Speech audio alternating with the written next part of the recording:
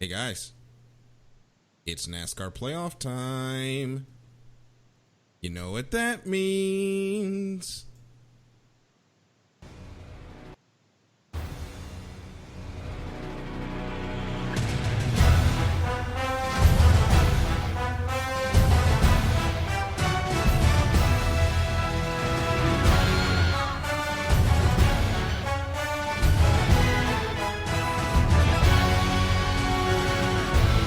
You know, my number one favorite part about NASCAR playoff time is the fact that we get to break this song out every September.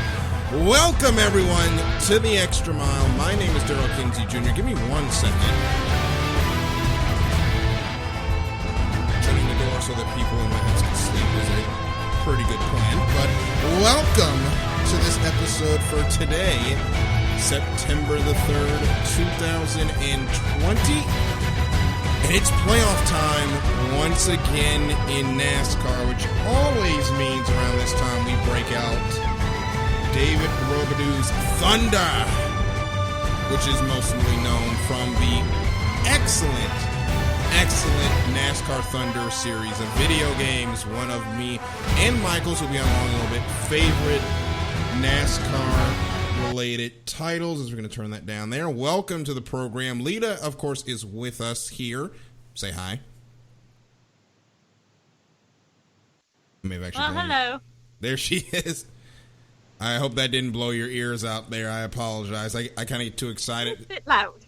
Yeah, I get excited with that song and the problem is, usually I have it downloaded, but I've switched to a new computer where I do the actual shows from because I have a desktop now, and I didn't get around to actually transferring that song back over, so I had to use the YouTube. The problem with that is I have to run it through Voice Meter, and to crank the sound, I have to do something different where I have to turn up the virtual input, which to me sounds different to what it sounds like to you. So to me, it sounds fine.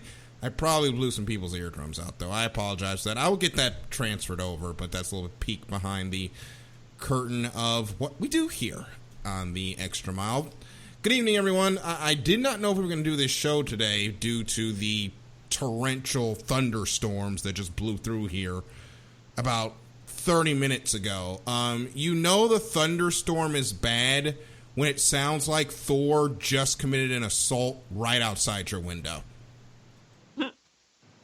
Lee, I think you know what those type of light or thunderclaps sound like. The ones that just shake your freaking house. Like, we had like the ones five that of have those. woken me up in the middle of the night, and the first time it happened, I went, well, this is where we die. That's a bit morbid. Yeah, we had like 4 or 5 of those in a row. And I'm like, well, I don't know who did it, but whatever they did, they ain't going to be doing it anymore. So, yeah, those are some rough ones. yeah. Speaking of which, I guess that segues right into our topic. As always in the first segment of the show, we like to review the races from... I'll check that real quick. We like to review the races from last week. Of course, we're going to talk about what happened this week in Belgium and Gateway. Thanks, Alexander Rossi. You were such a peach in the fantasy standings this week. And, of course, NASCAR as well, as we are now going to the playoffs. We're going to start with Formula One and, oh dear, Ferrari. Lewis Hamilton won, by the way. We don't really have to tell you that anymore. You can pretty much set your clock by that when it comes to Formula One. But we're going to focus on the prancing horses, which aren't doing a lot of prancing right now. They finished 13th and 14th at Spa. They were, and Lita can help me, I think P20 and P17 at one point during free practice 3. Like, there was I didn't watch it, but at least that.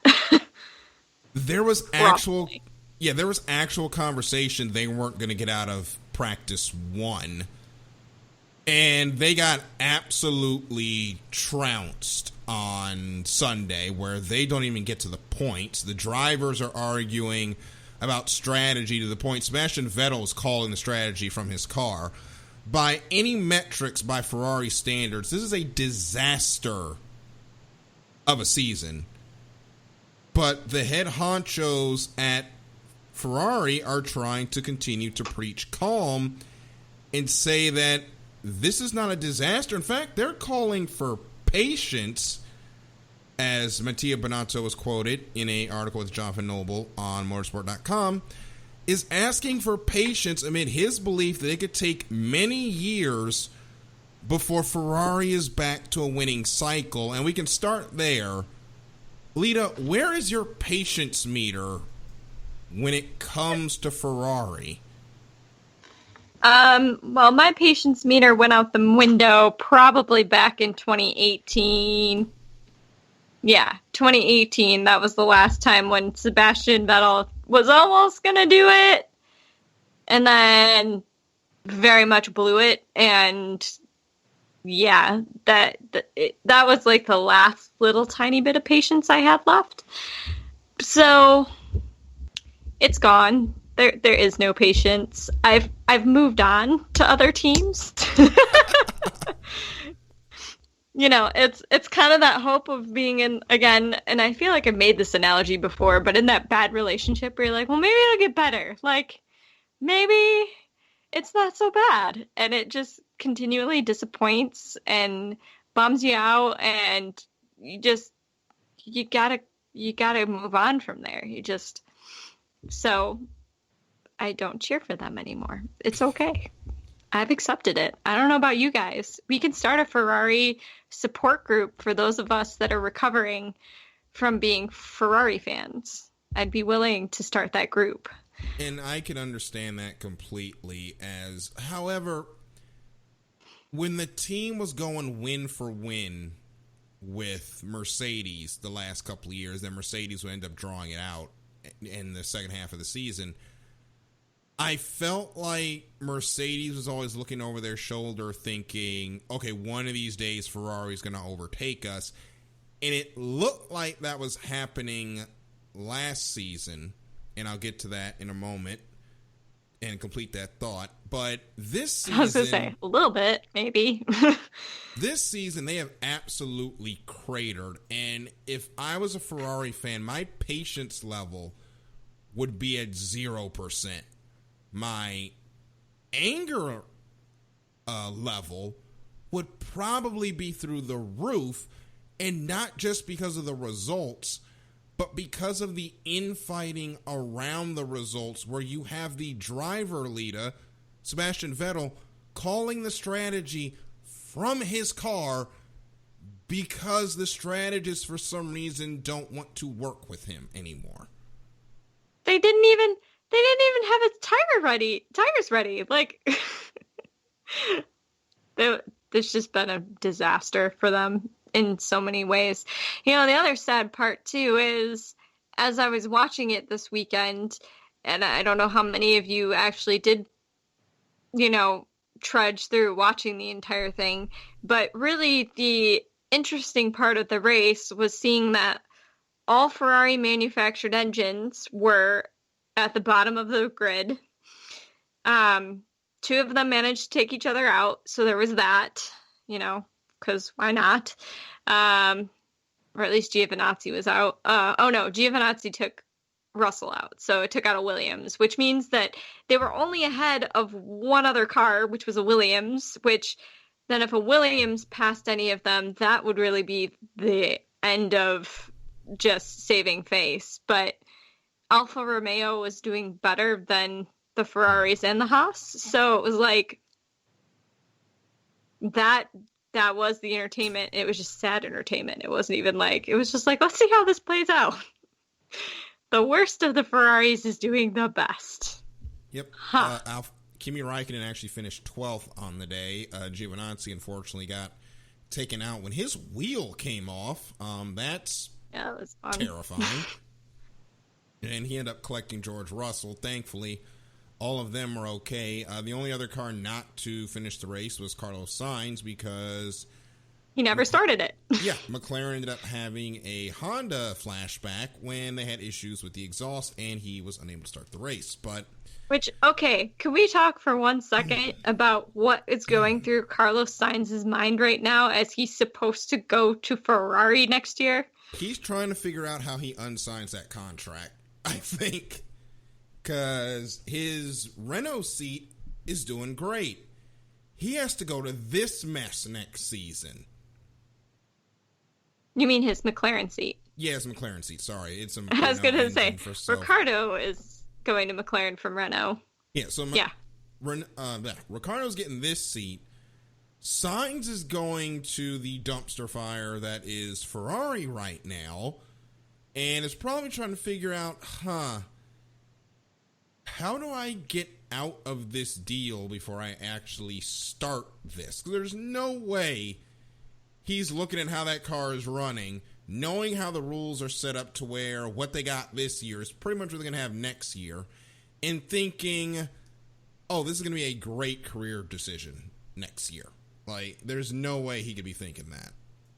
No, it's more he's looking between both teams and going, I've made a huge mistake.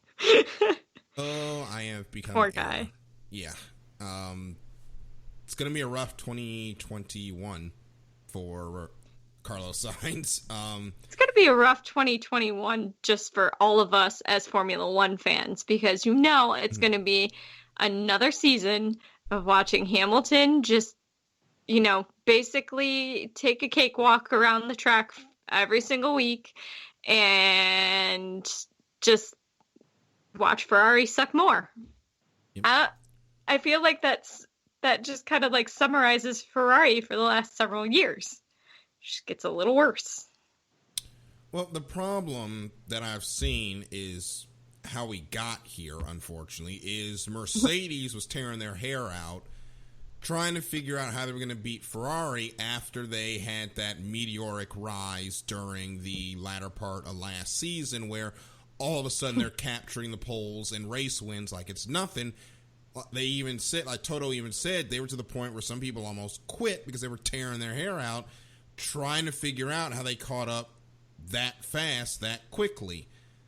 Then the inquests start by Red Bull and later Mercedes. The FIA starts sniffing around at Ferrari, and then all of a sudden there's this signed document to keep what they found secret. And now we're here where we are with Ferrari's lack of performance. It's almost like it's too good to be true. It's probably too good to be true. Yeah, and it takes any question out of the equation of whether or not they were cheating. The question now is, how bad was the cheating? Because Mercedes built their car to fight what they thought was a hugely upgraded legal Ferrari. That car is no longer legal, but this new Mercedes cheater Ferrari beater is still here. And it's absolutely decimating the rest of the field because the car it was supposed to be racing is 13th and 14th on the grid. It almost makes you wonder if they're sitting there going, do we really even want to do anything with the car for next year? Because we could just leave it and we'll still annihilate the field. Because nobody's going to come close. If Ferrari cheated and now can't even get close to the development that Mercedes has, how is anybody else on the field going to be able to match that? People are thinking that qualifying is going to be closer this week now that they can only run one engine mode in qualifying of the race. No, it's not. I don't know why y'all think that. Like, we talked about this last week. What kind of delusional world do you live in that you think that that's going to make that much of a difference when they have averaged between 25 to 30 seconds of a gap between Hamilton finishing and the rest of the field? Yeah. One thing is not going to make the difference. Hell, 2 probably won't make a difference. 3 might. I mean, dual axis steering is going away, which I wish that wasn't going away because I would love to see that innovation come to the other teams, but DAS is going away after this season, and I still don't think that stops them. Like, Mercedes, thanks to Ferrari, we're going to see probably the most dominant 2 years we have ever seen in Formula One. Honestly, Mercedes should have run the table if it wasn't for the Austrian GP. Like, if that doesn't happen, they run the table. And, you know, it's interesting because remember how I said I was seeking out new teams to be fans of and whatnot. And McLaren kind of was a bummer when they dumped Honda the way they did. So that's been kind of funny. But, and the whole Alonso thing. But with Mercedes right now, the fact that, and I mean, maybe they are cheating at something. Who knows? But if they're able to develop something that spectacular that they can literally outpace and or probably lap the field a couple of times in the next year or two, you have to have so much respect for what they've been able to develop. Yeah, they have a lot more money, so that also helps because they've been world champions. This is going to be year 7. Yep.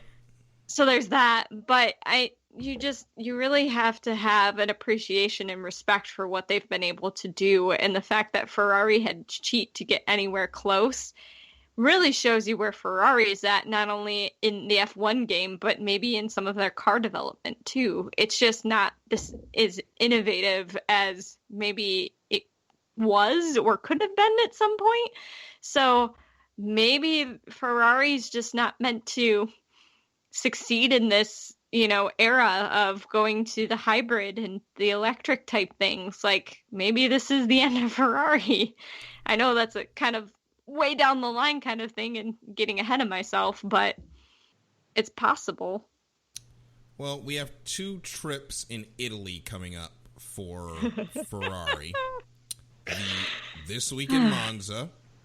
Next week, they are going to... Where is this racetrack? They're going to Italy in the Formula One Pirelli Grand Prix della Toscana Ferrari 1000 2020. That was probably awful Italian. Della Toscana. Thank you.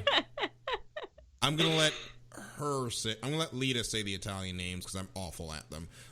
They're going to Mugello. Did I say that Mugello. right? Okay, so Mugello. The first you got it. So they're going to Mugello. I'm so proud. That is 90 minutes away from the home base of Ferrari in Maranello. They have got to be thanking their lucky stars no one is going to be there. Because could you see the anger from a sea of red as the Mercedes win by 30 seconds and Ferrari is not in the points? Here's my question, though. If fans were allowed to be there and Ferrari's doing as bad as they're doing, do they really think that the Ferrari fans are actually going to come out as much as, like, the Tifosi would be there in full strength, considering how embarrassed they probably are as a nation for their team? Or if they do come, it'll be a sea of red and white for Alfa Romeo, because they might be the best Ferrari team that's happening right now. Or blue and white. Remember, AlphaTauri's still there. Oh, yeah. So I think they would come. They would come this week because it's Monza. Like, it's one of the crown jewels of the sport. You have to go. I don't think they would come to the other 2 after the trouncing we're about to see. So no. Mattia Binotto. All I'm going to say is it might be time to burn your Ferrari gear, kids. This is the end of the Tifosi. Yeah. Binotto, I know that key probably works to get in the building this week. It's probably not going to work after September 13th. He's probably not going to be able to get back in the building. That's all I'm going to say. So I'm just curious, if he's made it this long, is there something that he's doing for the 2022 engine and planning that's doing, I don't know, like that's maybe saving his grace right now? It makes no sense how Binotto still has a job. Like, no idea. The man should have been fired Monday morning. I should have read that on Monday instead of you guys should just have patience with Ferrari. Yep. Really? And Taryn just asked he had asked if Ferrari was always this bad. They were never this bad. Never this bad. This is bad. Yeah, they were never like this. They were always competitive, but people were complaining that they weren't, dominating championships, so they sucked. But that's what the Tifosi is used to. Yes. It's never been this bad. We had Michael Schumacher. we got a little comfortable with winning for a while. Michael Schumacher for like my age was like, my dad was my age when Michael Schumacher was huge. So like for me, I think of like, you know, the Michael Schumacher of my dad's generation and Ferrari is like the Lewis Hamilton and Mercedes for mine. Like it's just, I don't know what it is at this point. Yeah. We got spoiled. Yes, you did. This happened. Yeah, I know. So I'm admitting it. I'll go get my Mercedes gear this weekend. So we move on to IndyCar, to two entertaining races at Gateway. This is a really good track for IndyCar. Yes, we had a lot of long green flag runs, but the races at the end, extremely competitive. Joseph Newgarden picked up race 2. Scott Dixon got his win back from Takuma Sato in race 1. But I got my point for the weekend. First point. Yep. I'm on the board now. Finally got some points, but I want to talk about Alexander Rossi. 14th in the second race, crashed out in the first race. Yeah. I don't think we're getting any more races added to the schedule, so we're coming down to the final 3. His championship fight obviously is over.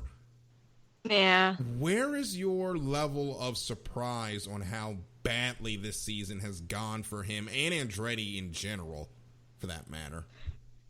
It's kind of weird, but I feel like we've seen this before happen with Andretti, because remember a couple years prior when we had like, it just seemed like the Andretti Hondas were just, I think the first 6 races, half of the team would be out of the race due to engine issues. Like it just was like the worst luck ever. And so then we had a better year last year, and now we're back to this.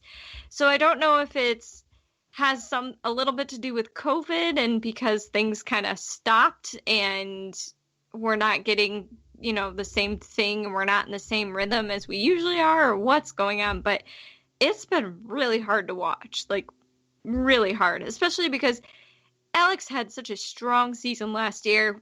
I really thought this was going to be his comeback season to, you know, try to get, he was so close with Joseph Newgarden, like so close. So it was a little bit of a bummer to see him so very let down, which is unfortunate because he's really talented, and Andretti is a really good team to be on. So somebody missed something somewhere. I don't necessarily think it's Alex. There's something going on with the team. The question is, what? I have no idea. And I don't know either. On the other side, Scott Dixon at this point is cruising to his 5th championship. Usually we don't see drivers of Dixon's age, as yes, he is getting up there. He is, as I'm going to the almighty Google machine. Scott Dixon is now he just turned 40. Yep, he is now 40 years old. And what was it, a couple weeks ago? It's very recent. He just turned 40. Yeah, I remember seeing something on it. July 22nd, so about a month and some weeks ago. You usually don't see drivers still at this age competing like he is. At this point, he is cruising towards championship number 6. He very well could tie or pass Mario Andretti's all-time win record by the end of the season.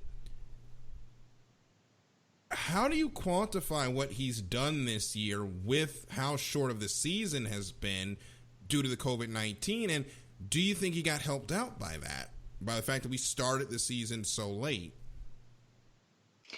No, I think Dixon is pure talent. And for some reason, he's like an aged scotch. He just gets a lot better as the years go on. And for some reason, we're seeing that, you know, having that time on the track and being there longer, you really do learn a lot. And here you are. He's applying everything he's learned in all of his years of racing, and he is almost unstoppable. It's impressive to watch. Not only that, but think about most of the people that we watched growing up in racing, to be racing in open wheel at 40, not very common. Most of them are kind of like the Kimi Räikkönens, who are like, oh, I'm going to keep racing because I enjoy it, and they still want me around, and I'm not bad, but I'm not like championship good anymore, and you kind of accept it and go along with it. But Dixon, like, man, he's got the talent of someone older, but he's got he's got the determination of like somebody who's been in there for maybe just a couple of years. Like, he's just still in it to win it, and it's fantastic to watch. And I think it's something we might want to start expecting, because I think we might see more of this in a lot. I mean, we've seen this in NASCAR. We're starting to see this in some of the other championship series too. It's not uncommon now to be older and still actually doing awesome.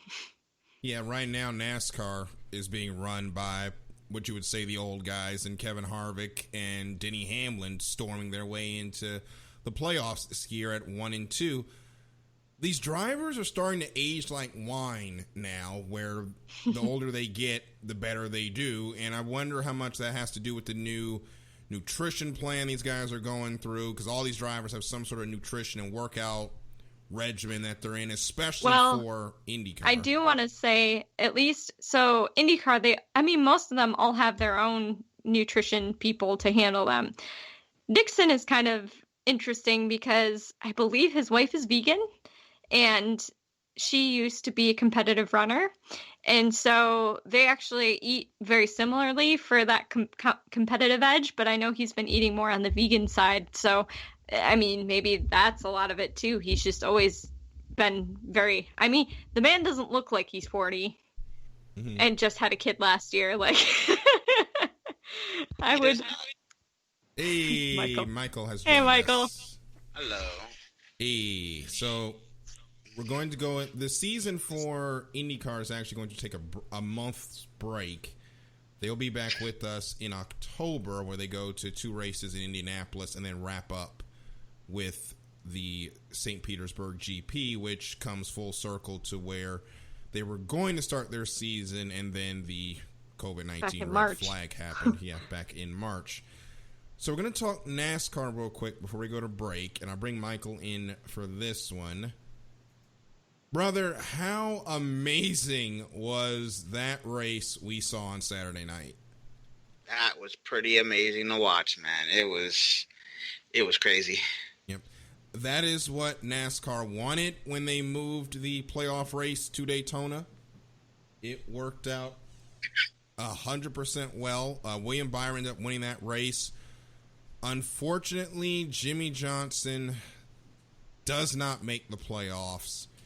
This does nothing to his reputation at all, but it's just shocking that in 2016, when he was standing up there on the podium celebrating his 7th championship, we all pretty much said it is a shoo-in that he's going to win number 8. And it just never happened. Oh, Michael, did we lose you? No, I'm still here. Oh, okay.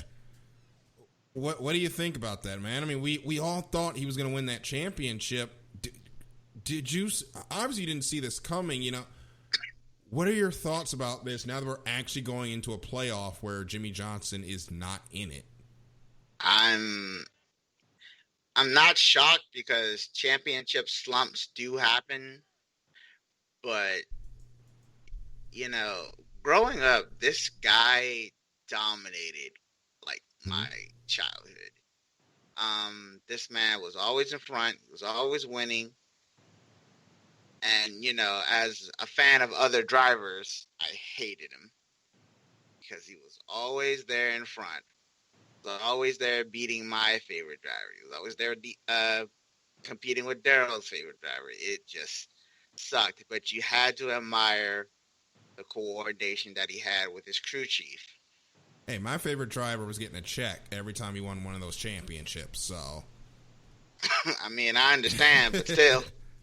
Yeah, Jeff Gordon is officially on the sheet as the owner of Jimmy Johnson's car at Hendrick Motorsports, because Jeff is the one that actually took the chance on him, which says that he knew how to pick him. And before we go to break, Lita, we were talking about, drivers that go on championship, older drivers now that are going on to doing things that are still winning late in their career. But it feels like, as we've seen in NASCAR, that usually doesn't happen. It's like they just hit a wall and then they just drop. It's not gradual. It's winning, bye. Like, Yeah. It's wild that we don't really see that much in other motorsports. Is there anyone really in the open wheel ranks that really compares to what we've seen the last 3 years with Jimmy Johnson leading up to the end of his career? I don't think so. Everyone in open wheel seems to either win, but they don't really like. I would say I was thinking Hunter Ray would be an exception, but he doesn't really go from winning the championship to finishing 25th or 20th. Yeah. He kind of just, he still wins here and there, but he doesn't, win. And I think the only thing that happens in IndyCar really is just, yeah, you win, but next year you're going to have a hard-fought championship, and then you might not win. I would just think about like Takuma Sato. I mean, think about, yeah, he did just win the 500, and he won it a couple years ago, but he kind of like, he's not really championship winning. He just kind of, he's older, he's from F1, he kind of floats around in winning, but is it really, most of the time, doesn't do great. Mm-hmm.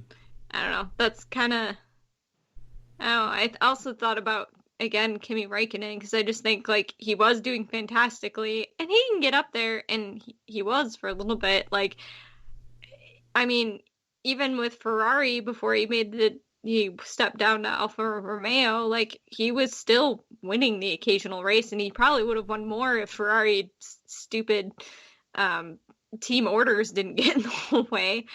But that's kind of one, like, he was still winning, but then he kind of just fizzled out a little bit. Yeah. So those would be, I guess in a way it's kind of, I hate to say it, but you kind of can't exactly compare it either, because I feel like things like F1 and IndyCar, the workout regimens and stuff that go behind what they do to what they need to do to be able to drive those cars, I feel like is so different from what's expected from a NASCAR driver. Because, like, do NASCAR drivers do that kind of, like, I'm sure they work out, but, like, is it anything like you would see for open wheel? They've started to, but it's not like what the open wheel drivers are doing. Carl Edwards and Jimmy Johnson kind of got the other drivers started on that, but I don't think it's as intense. I just think in some ways that like the open wheel and stuff, the ones that actually do have those really rigorous fitness regimens, they tend to be a little bit more on the healthier side too. So maybe it's just a matter of, like, their bodies don't necessarily hit the wall because they're keeping up on them so much compared to, if NASCAR, if you're not really keeping up any sort of regimen or diet of sorts, like, you might not be, you're going to feel 40 harder than, Scott Dixon's feeling 40. Yeah, I think training and nutrition definitely has the effect on not F1 NASCAR drivers and IndyCar drivers. Yeah. Because I feel, not trying to be funny, but I feel like you can be like a 270 pound, big chunky guy racing NASCAR, but if you're like 200 something pounds and like F1 and that's not muscle, you ain't even gonna fit in the car. No, you're not gonna fit in the car, or you're just gonna finish last. If they can even wedge you into that thing, there's no way Tony Stewart is gonna fit in a F1 car. It's just not gonna happen. I mean, he did that one time. Oh wait, that was a bigger car. Anyway, yeah, that was one of the older cars that were a lot bigger, not the ones they got now. But yeah, it's just, if you want something, you're gonna have to either physically be able to do it, or it's just gonna leave you. In IndyCar, it's a lot more physically demanding than NASCAR. Hate to say it for all these people who are like, stock car racing's better than... No, it's a lot more physically demanding. These guys train and eat to withstand G-forces that will break a normal person. So, yeah, or at least make them black out. Yep. Some of these drivers can go and race that long, and then some can just retire and not even worry about it. Like Lewis Hamilton could retire right now, and I think he'd be set for life. Well, he's making $40 million a year right now. I think he's good. Yeah, and that's not including his fashion line, and he just released music with Christina Aguilera, and yeah, because apparently Lewis Hamilton can sing. That's like a thing we know now. Oh no, I've known he was a music producer. He's like the freaking Beyonce of Formula One. Yep. I've listened to a couple of his songs, and yeah, he's not bad. Let's move into some of our topics for the show before we go on tonight. There was some news. Obviously, we want to talk about some news topics before we get out of here. One of the things that we are going to talk about, and I think we're going to start with this one because it just kind of broke the internet here near the end of the day. So, as NASCAR Twitter has want to do over the last couple of weeks, there's been some wild, I don't want to say assumptions, but the silly season hot stove is exceptionally hot this season. A lot of it covering Darrell Wallace Jr., but that's not what we're going to talk about today. During a tweet, you probably know him as the Orange Cone or the Orange Choose Cone at this point, made a tweet that said, in 3 words or less, describe NASCAR racing, and BMW USA, the official Twitter, replied, better with BMW, which made about everybody in the NASCAR Twitter space sit up and go, I'm sorry, what?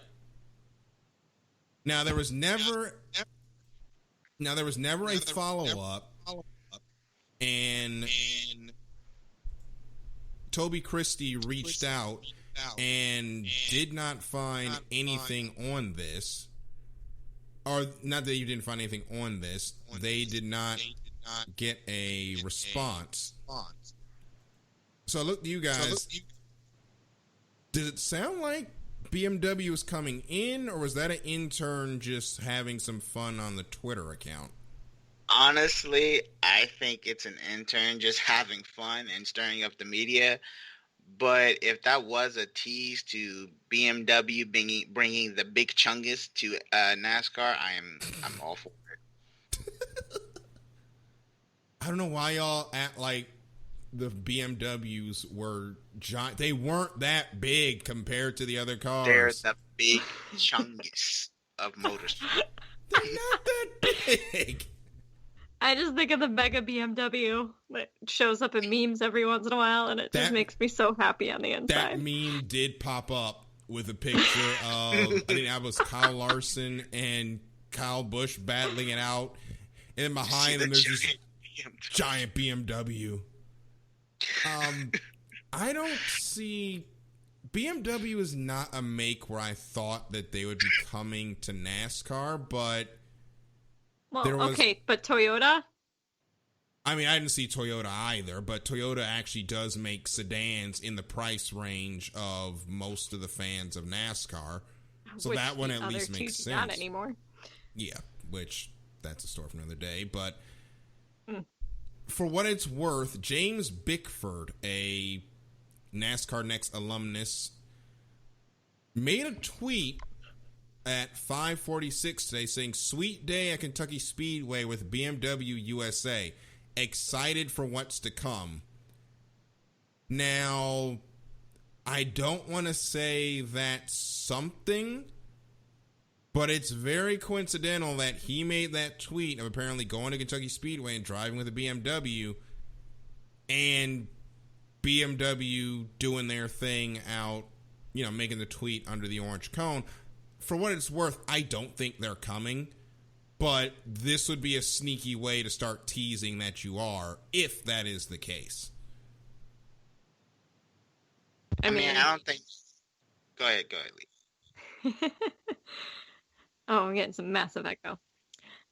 Anyways, I think it would be incredibly interesting if BMW did come. Like, and also you had mentioned to me earlier before we started the show that we had seen the BMW testing at the Kentucky track or something like that.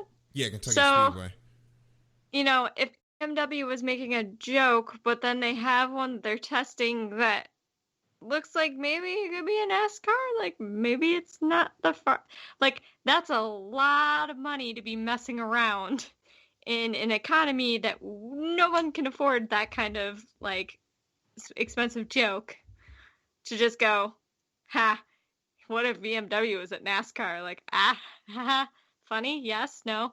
Um, I don't see it necessarily being a pricey joke, so I honestly think it could happen. To be fair, it looked like a BMW road car, but that could be filming for a commercial to announce that they're coming out. And Yeah. It does make sense. Car companies aren't going to just let somebody go rogue on the Twitter and say, hey, tease, we're going to this motor series. Tease, we're going to go to NASCAR. Like, that's usually not a thing that happens. So there might be some smoke here. We're not going to NASCAR, we're going to IndyCar.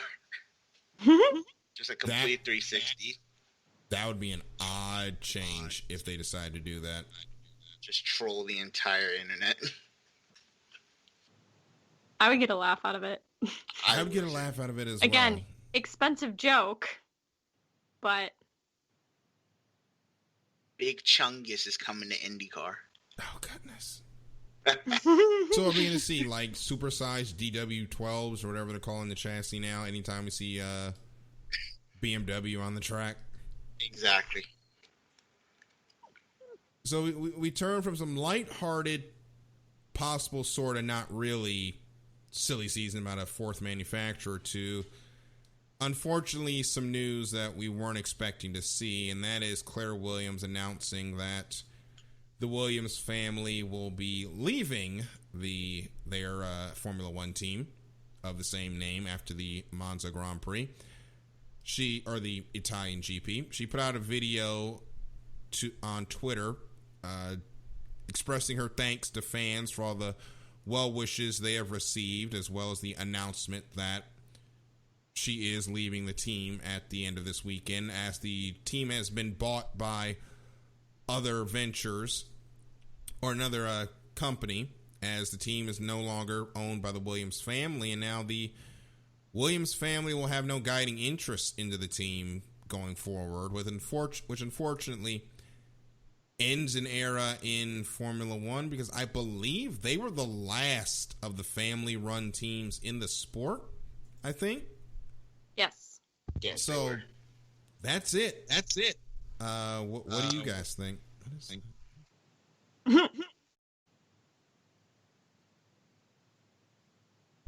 Okay, I think it's done now.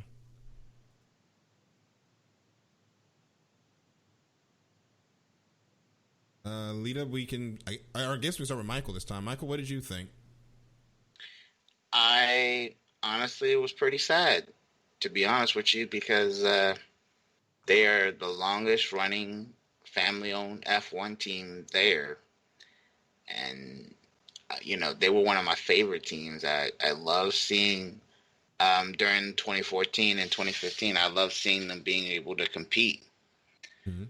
But like all great things, it has to come to an end. The car just wasn't able to perform, and week in, weekend out, you're just sitting there watching them and last. It became hard to watch sometimes, and so I'm glad the team can still be around, but I'm sad that the name is gone. It's just. They're still using the name, just not the family. Oh, they're still using the name? Okay. Yeah. Okay, because I couldn't imagine an F1 season without seeing Williams. As long as they're not the butt of the joke anymore. But, for me, it's a couple of things. One, as a female, in the motorsports field of sorts. Claire is someone to look up to. That's huge, being a team principal for as long as she was. And I think she really did put in an honest effort to try to make the best of a really bad situation that Williams was at financially, with the leaving of Martini as a sponsor, which, I mean, that sponsorship was for a very long time. I think she held pretty strong considering what all happened. And, it was heartbreaking to see how upset she was in her video to all the Williams fans about her and her family's departing from the Williams team. I think it's awesome that the American company, the next best American company in the series, is going to keep the Williams name going. But it's an end of an era. We granted safety and all of the technical advancements we've had over the years are definitely something to appreciate about what the F1 sport has brought.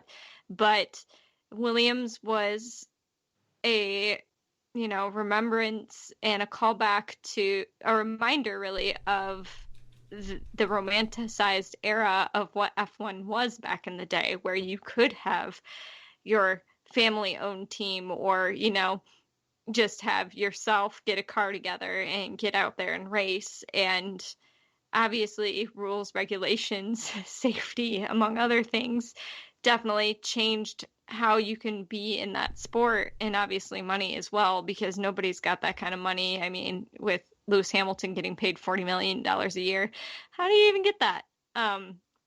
But it's really kind of the sign of an end of an era that, as we progress further into hybrid and electric and alternative fuel technology in racing, it's going to change. So it really kind of shuts the door on that chapter of racing in Formula One, and here we are into the next era. Michael, what do you think about this? I'm sorry, I had a minor disturbance. What happened?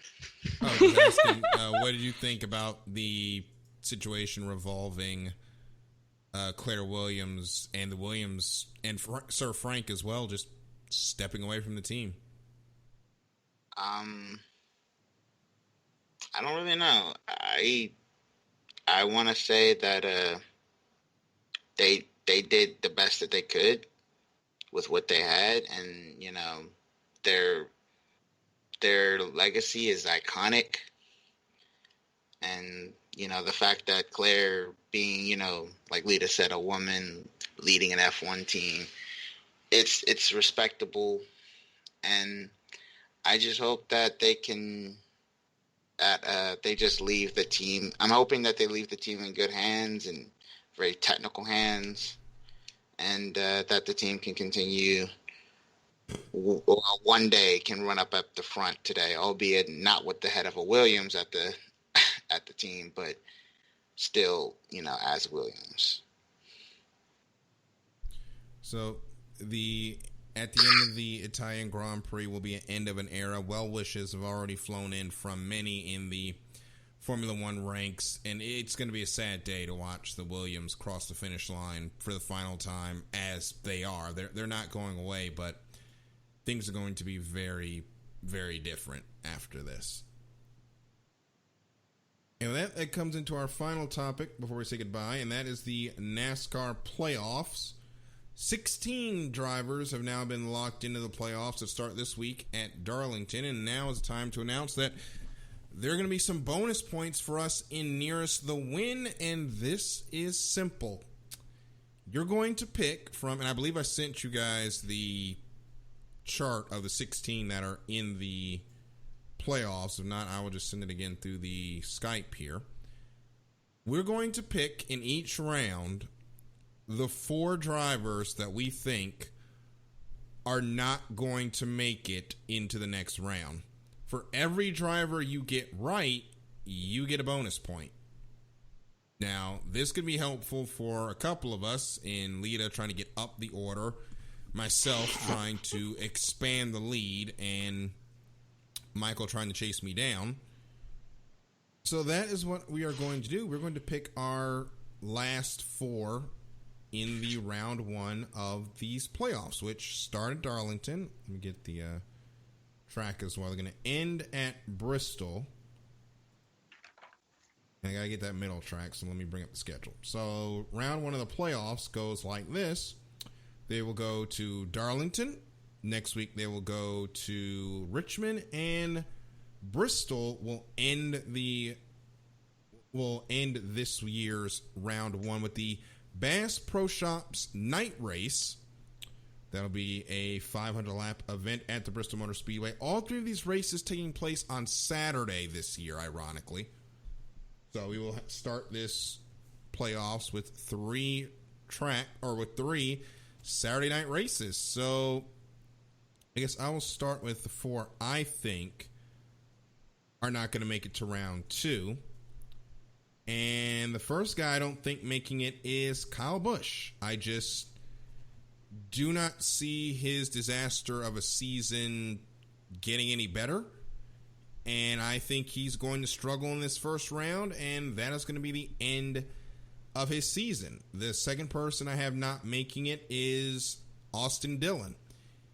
Yes, he has the win, but that team has been streaky.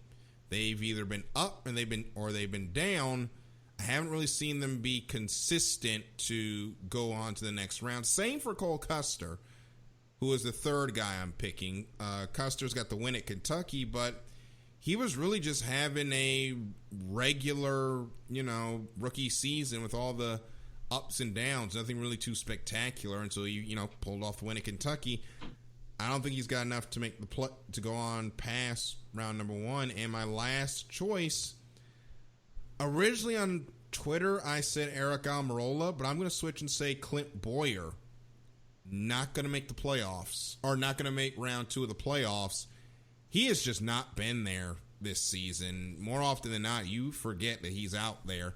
And I think he's going to have another forgettable round 1, and that'll be it for his playoff chances. So I've got Kyle Busch, Cole Custer, Austin Dillon, and Clint Boyer not making round 2. Michael, who do you have? I have Cole Custer, Austin Dillon, Eric Jones. Honestly, he has not been that great. And what's another one? Jones isn't on there. Oh, Jones didn't make it? Oh, okay. Jones made the playoffs. No, he didn't. Jones did not make the playoffs. He was 18. Austin Dillon. Cole Custer. I'm going to have to think of my other 2.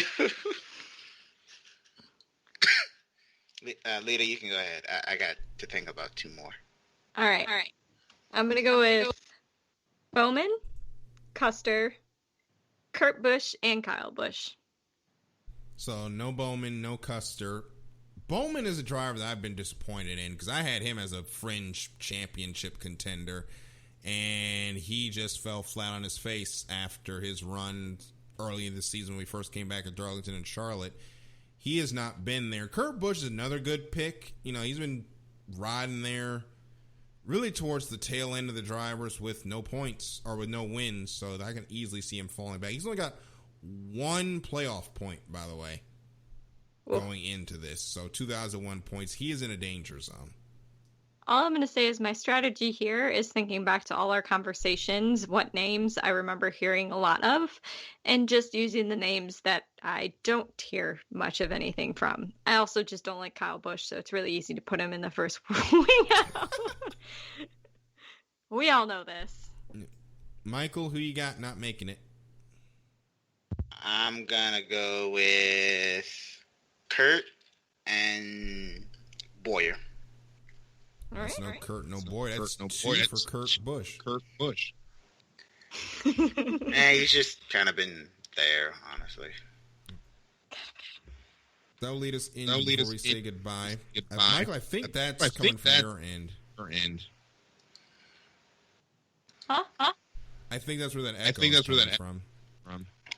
Oh, I was going to say, I keep hearing the echo, so I could barely make out what you made that first time, but I got the second time. Still echoey, but understandable. Yeah, Understandable. I think it's wow. It's something weird with his mic, but we'll figure that out later. We have to do nearest the win picks, and let me bring those up. I guess for Formula One, we're just going to assign Hamilton to the people that didn't have him last week, and which Michael and I both had Hamilton, so we'll have Bottas this week. Which means unless Michael says otherwise. Which means I will have Hamilton this week. Oh, point for you, buddy. In fact, everyone except for me went Hamilton last week because I had him the week before. So points for all. Yep. So I think I'm going to take Hamilton. I was going to say that I feel like that's a terrible decision if you did not. I could go with Verstappen just to mix things up. I mean, if they have a tire issue or something, maybe. Yeah. And we'll just stay with Bottas. It's not like either of them are actually going to do anything, but we can dream. We shall see. Michael, who you got? I'm going to be strong for this one. Uh-oh. Charles Leclerc. Why would you do that? Why? Well, I guess it doesn't matter if it's not Hamilton. GP. It's the Italian GP. I have to. And also, Daryl, it's not like any of us are going to get a point because we can't have Hamilton this week. Exactly. So Good point. I could pick Kimi Räikkönen and it wouldn't matter. I could pick George Russell. Also wouldn't matter.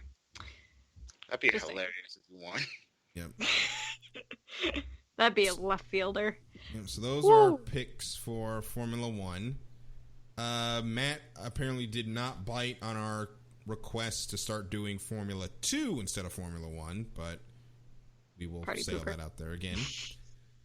So we go into Darlington this week for NASCAR. I had Bubba Wallace last week, and he almost got there. But Almost. Joey Logano just throwing blocks when he didn't need to be. All three of us picked Bubba Wallace, so he's off the table. I am going to take this week. Who am I going to pick? Obviously a playoff driver because they need it. I'm going to say Kevin Harvick, regular season champion, gets it done at Darlington. I'm going to do Hamlin. Why not? I'm going to go Kyle Busch. I think he gets on a late season resurgence, but that's just me. Oh, so you got Kyle Busch dragging up his season from how terrible it's been. Yeah, he's kicking it in gear. Well, we will definitely see what happens. This race is actually going to be on Sunday, the Southern 500. That'll be on Sunday night since we do have the off day on Monday. So this race will be on Sunday evening. I erroneously said earlier that all three races will be on Saturday. They will not.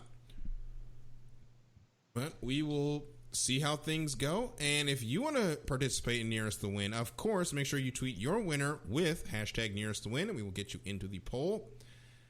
And with that being said, it is time to head out for this episode. Remember, check out Lita's podcast, Mimoto. Lita, have you guys decided when you're going to come back from hiatus, or are you guys just taking a little bit of a break right now? I know that one half of you. Yeah, launch date is September 16th will be the new episode. So a little over a week away. Cannot wait. So stay tuned.